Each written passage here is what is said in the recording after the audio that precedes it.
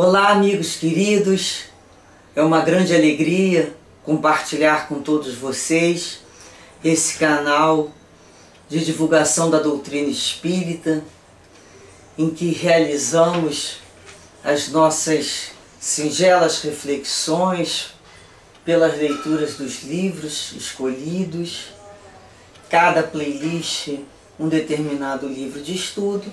No momento, para quem chega aqui pela primeira vez, o nosso livro é o Livro da Esperança. Mensagens trazidas pelo Espírito Emmanuel, psicografadas pelo médium Chico Xavier.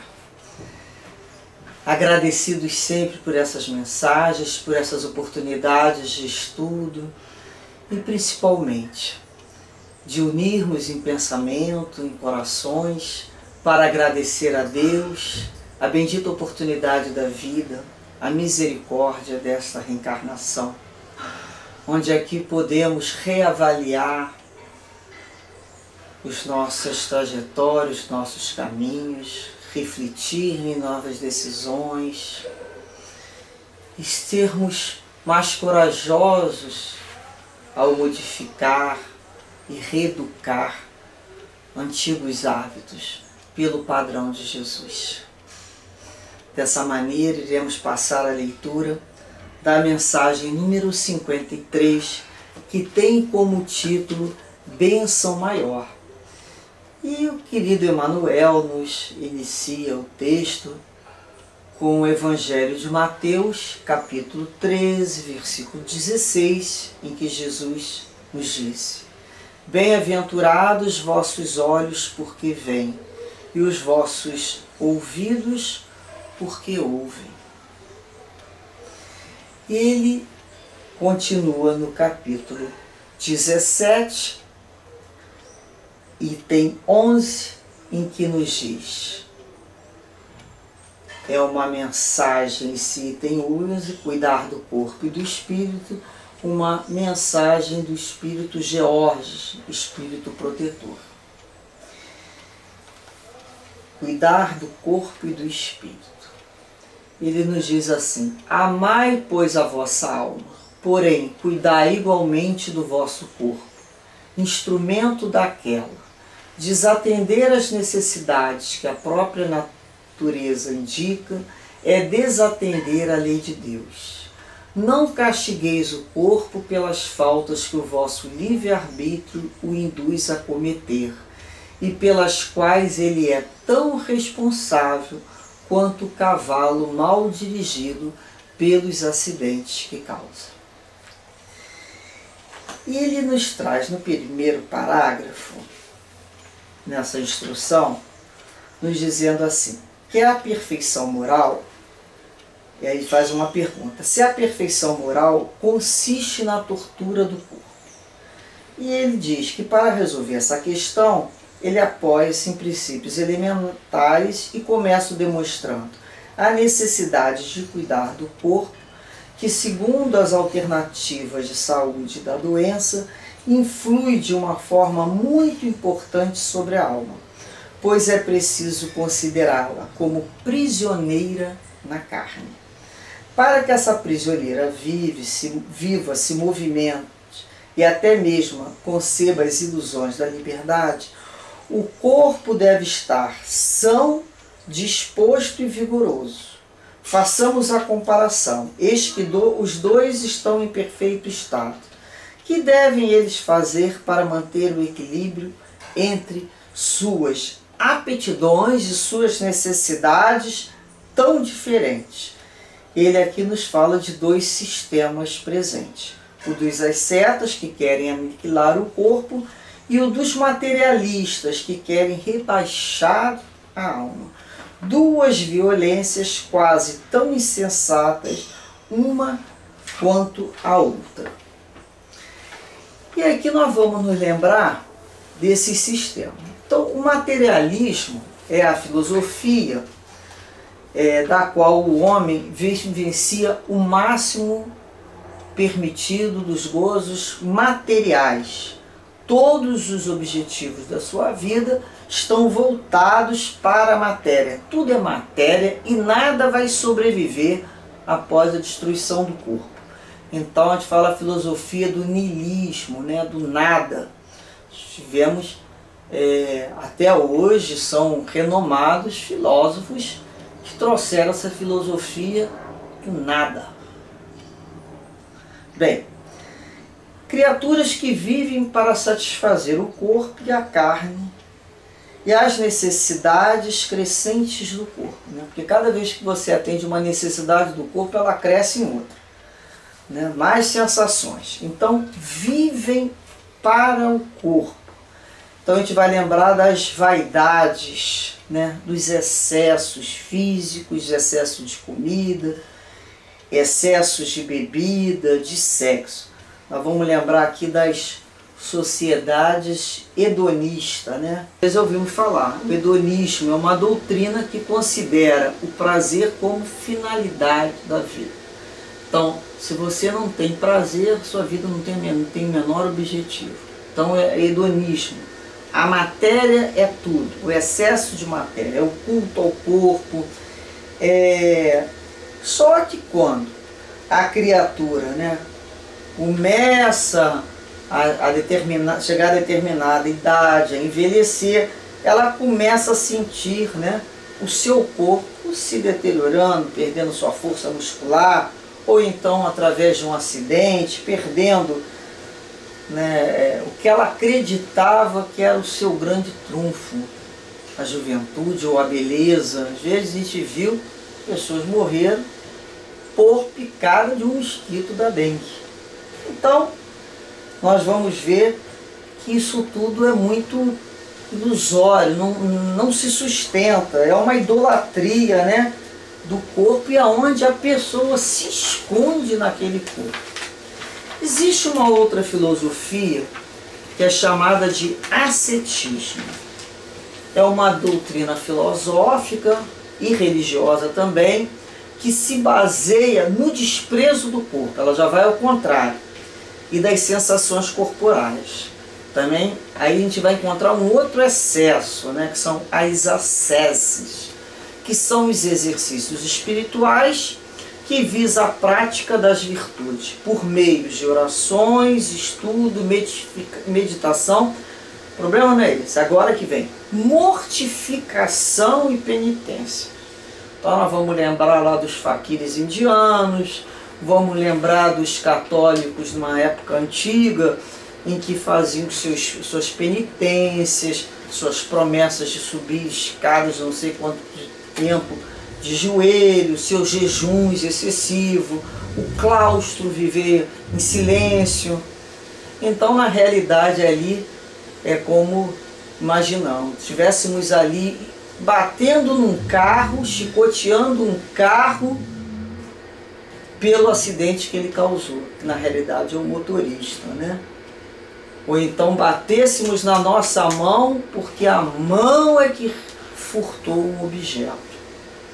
Então é quando se joga a responsabilidade do seu livre-arbítrio, das dificuldades que possui para o seu corpo. Aí é quando se diz, gente, a carne é fraca. O que é essa carne é fraca? Né? Isso lá na Idade Média dizia-se que a alma era uma coisa de Deus e o corpo era do diabo. Então era uma coisa que não se conciliava, era irreconciliável até então, esses dois opostos, a alma e o corpo. Hoje nós já começamos, né, pela própria ciência, evoluindo, progresso, afirmando, né, que não existe nesse sentido tão distante a alma e o corpo, espírito e matéria, como duas realidades diversas. Pois que nada se passa na mente que o corpo não manifeste. E nada se passa no corpo sem que a mente acuse. Isso porque há um corpo e uma alma. Uma unidade, não alma e corpo. Então, o que a gente vê aqui nesse pensamento, né? Quando a minha está ansiosa, preocupada, com medo de alguma situação, O meu corpo, que a gente fala, somatizou. O corpo vai demonstrar de alguma maneira. Ele vai apresentar algum tipo lá de doenças que se chamam psicossomáticas, não é? Doenças autoimunes, em relação à própria mente. Como é que essa mente se encontra? Se essa mente está enferma, esse corpo também estará enfermo. Da mesma maneira, se eu estou com uma dor de barriga, ou o meu fígado aqui está que não se aguenta, como estará meu humor? Também vou estar mais quieta, vou estar mais calada, vou procurar ir deitar, tomar um remédio para cólica. Então nós vamos percebendo que existe sim essa relação. Então nós vamos ver que uma mente feliz e realizada vai possuir um corpo bom. Por isso, mente sã, corpo são. Não é isso? O nosso corpo demonstra o que passa na nossa mente. Por isso ele fala, o corpo fala. O corpo fala da dor que está ocorrendo na alma. E o Espiritismo vem dando um auxílio à ciência, demonstrando justamente essa relação entre alma e corpo. Precisamos sim amar a nossa alma, o nosso espírito, mas precisamos cuidar do nosso corpo, porque esse corpo é um instrumento pelo qual eu me utilizo para me fazer entender, para expor e para aprender os ensinamentos. Então uma coisa, a gente começa a entender que nós possuímos o espírito, que é o ser imortal, né, que são todos nós, com bagagens de vidas anteriores, herdeiros de vidas que se virão futuras. Existe para essa matéria, esse mundo material, a necessidade de habitar um corpo. Que corpo? Um corpo material. Existe um elemento de transição? Existe. Chamamos de perispírito. Que é esse elemento que, na realidade, o espírito é o ser, né, que deseja, que quer, que pensa. O perispírito transmite esse desejo ao corpo. E o que o corpo faz? O corpo executa. Então, quando eu pego alguma coisa, eu furto alguma coisa, não foi a minha mão. Deseja do meu espírito. Meu perispírito transmite e a minha mão é apenas uma executora de ordens desse ser, né, que é o espírito imortal. Portanto, o meu corpo precisa estar em condições de trabalho para servir de instrumento, né? Porque vai ser justamente através do corpo que eu vou aqui na Terra realizar meu aprendizado e colocar em prática. Então nós precisamos ter em mente que precisamos manter o nosso corpo a maior parte do tempo possível bem. Irmos a médico, fazermos atividade física, atividade mental, mantermos a vida não pela quantidade, pela qualidade, para que ele não venha a ser um obstáculo à nossa manifestação espiritual. Então Emmanuel nos diz assim, teu corpo, tua bênção maior, auxilia-o com diligência, para que ele te auxilie com segurança. Educa-o, para que te apoie a educação necessária.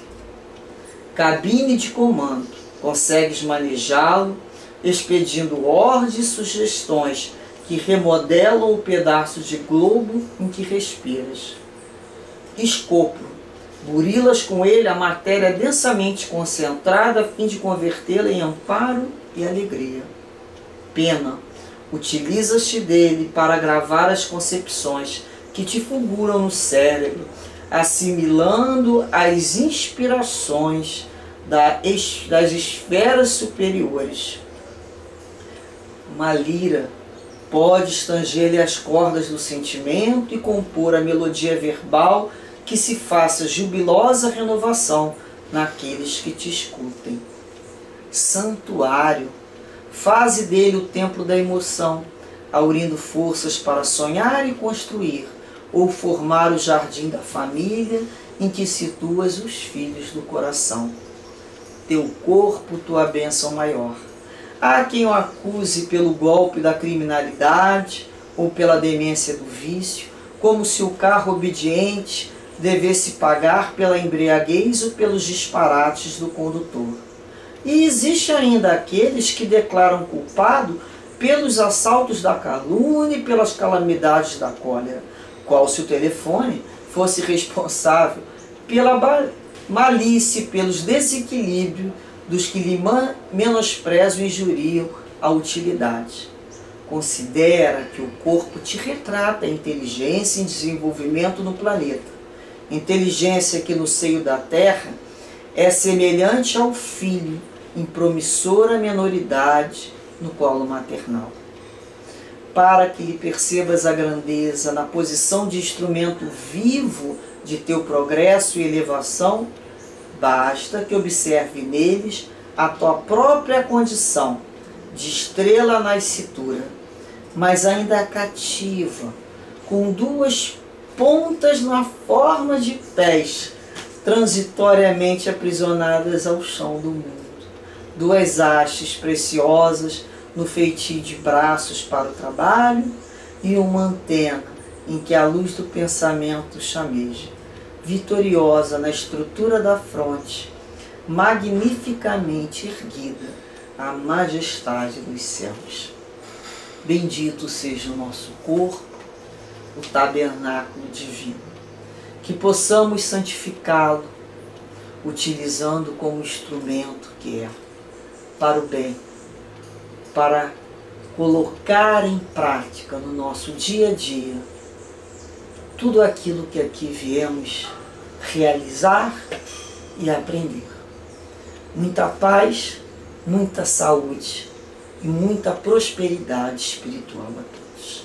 Graças a Deus.